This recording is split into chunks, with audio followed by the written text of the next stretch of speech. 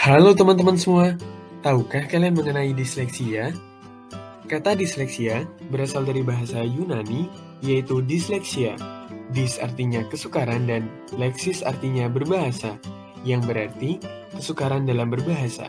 Secara sederhana, disleksia merupakan kesukaran belajar spesifik yang bersifat neurodevelopmental dan dapat mempengaruhi kemampuan belajar seseorang, yang mana seseorang memiliki hambatan atau ketidakmampuan belajar dalam membaca, mengeja, atau memahami bacaan.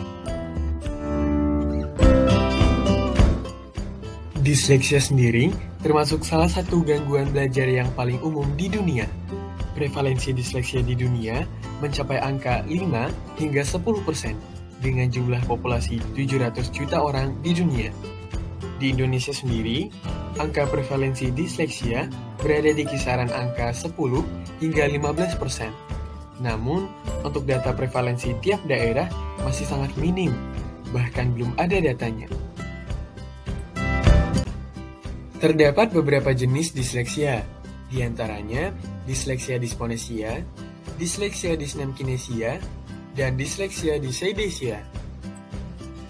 Mari kita bahas satu persatu. Disleksia dysponesia ditandai dengan susahnya mengucapkan kata-kata serta bahasa asing.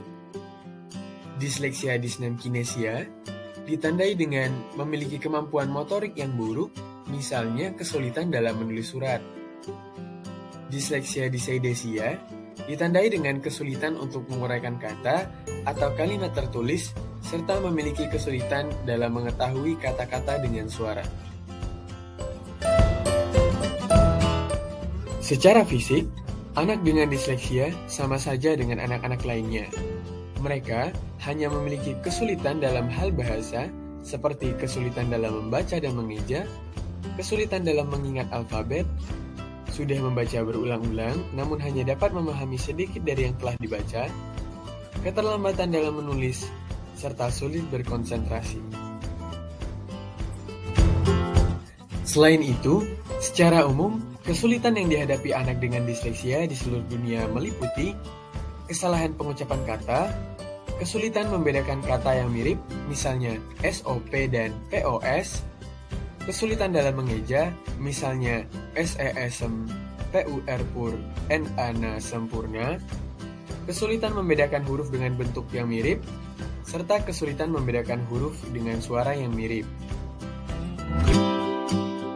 Penelitian yang dilakukan oleh Gustini Yangsih dan tim tahun 2018 terhadap anak dengan disleksia di Sumatera Utara menemukan bentuk-bentuk kesulitan dalam membaca dan memahami kata-kata, yaitu kesalahan pengucapan seperti sepatu dibaca panu, kuda dibaca luda, dan lain-lain. Kesulitan membedakan kata dengan pengucapan yang mirip seperti lampu dan bambu yang sama-sama diucapkan lamu. Kesalahan dalam memahami kata dengan pengucapan yang mirip seperti tidak dapat membedakan 17 dan 70, serta kesulitan dalam memahami dan mengingat kalimat yang panjang dalam waktu yang singkat. Nah, karena disleksia muncul akibat faktor genetik, mencegah disleksia secara total adalah hal yang hampir tidak bisa dilakukan. Namun tentunya, dengan diagnosis dini dan penanganan yang tepat, orang tua bisa meminimalisasi resiko kesulitan belajar dan juga perkembangan anak.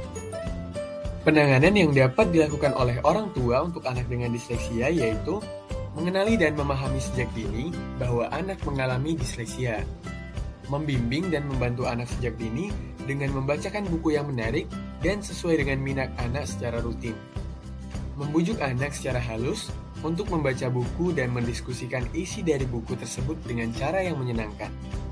Kemudian memberikan support yang penuh dan mendorong anak untuk terus ingin membaca. Dan tentunya membantu anak untuk dapat tetap memaksimalkan potensi dirinya dengan memfasilitasi anak dengan minat, passion, kecerdasan, atau kelebihan anak di samping disleksia yang ia miliki. Selain orang tua, sekolah juga dapat memberikan kontribusi dalam penanganan terhadap penyandang disleksia. Sekolah dapat memberikan intervensi edukasi dalam pembelajaran berupa memberikan perhatian yang cukup untuk memenuhi kebutuhan khusus anak dengan disleksia. anak dengan disleksia dapat ditempatkan pada baris depan kelas dalam jangkauan pandangan guru untuk mempermudah anak dan guru untuk saling berinteraksi, serta memudahkan guru untuk dapat segera apabila anak membutuhkan bantuan khusus. Dan terakhir, sekolah dapat menyusun strategi belajar yang inklusif dan mudah bagi anak dengan disleksia, seperti membentuk mekanisme pembelajaran kelas kecil yang terdiri dari 10 siswa dan 2 guru dibandingkan dengan kelas besar. Nah, teman-teman tahu nggak sih? Berikut merupakan beberapa tokoh terkenal dunia yang gak disangka-sangka memiliki disleksia. Yang pertama, ada Albert Einstein. Pada tahu dong Albert Einstein siapa? Yap, benar sekali. Dia adalah seorang fisikawan yang terkenal. Selanjutnya, ada Leonardo da Vinci yang bikin lukisan Mona Lisa itu loh. Teman-teman pasti tahu dong.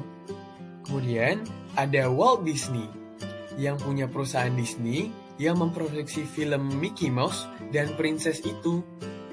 Dan yang terakhir, ada aktor tampan kita, yaitu Tom Cruise, yang sering main di film action Hollywood.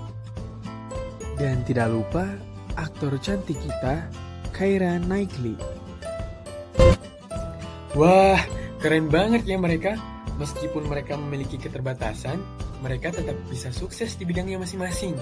Sekarang, giliran teman-teman nih untuk tetap semangat untuk menggapai cita-cita. Gak peduli keterbatasan dan kekurangan yang kalian miliki, yuk sama-sama berjuang, kita pasti bisa. Gimana? Ada hal baru apa nih yang teman-teman dapatkan dari video kita kali ini? Semoga video kita kali ini bermanfaat ya teman-teman. Sampai jumpa lagi. Dadah!